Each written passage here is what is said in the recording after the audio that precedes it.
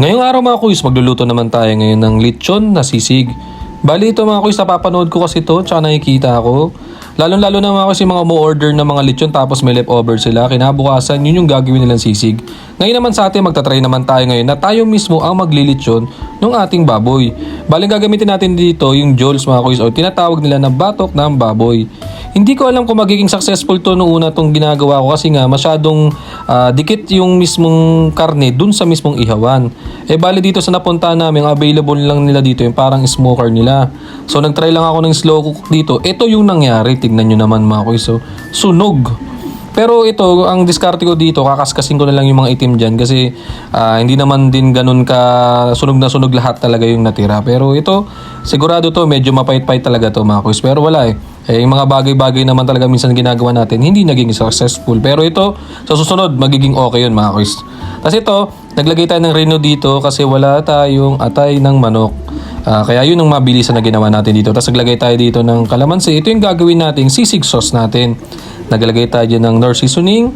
Tapos maglalagay rin tayo dito ng suka. Kasi nga pag sisig, ang ibig sabihin yan, maasim na pagkain. So kailangan talaga may suka yan.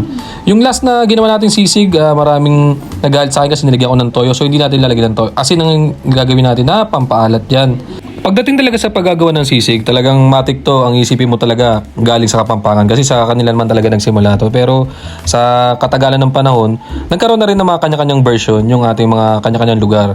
Kaya para sa akin, huwag tayong mag-away-away, sisig lang yan.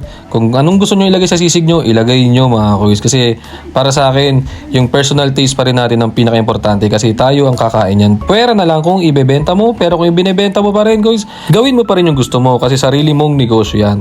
Tapos mga kuys, shoutout kay Anthony Kapinpin. Kuys, salamat lagi kasi lagi kang nanonood ng ating video. Shoutout sa'yo kuys. Tapos ito, ilagay na natin dito yung ating sisig sauce. Ayan, nakita nyo naman kuys kung ano yung mga nilagay natin dyan. Wala lang talagang exact measurement. Puro tansyameter ang laging ginagawa natin dyan. Bahala na kayo. Kasi hindi rin talaga ako mahilig magbigay ng full recipe. Pero PM nyo ako. Tatry natin mga kuys. Kasi ito mga kuys, ganun lang kasimpleng gumawa ng sisig. Maraming version. Pwedeng crispy sisig, inihaw na sisig, or lechon sisig, basa sisig. Sa tingin nyo sisig, try nyo mga kuys. Sobrang basic lang. Hinati-hati natin to. Parte-parte na yan mga kuys. Tapos, pasensya na po talaga. Alam ko talagang mapait-pait talaga to. Kaya na po ang bahalang mag-adjust. Siguro tawagan natin itong lechon sisig, papaitan. Salamat mga kuys, kain, tara.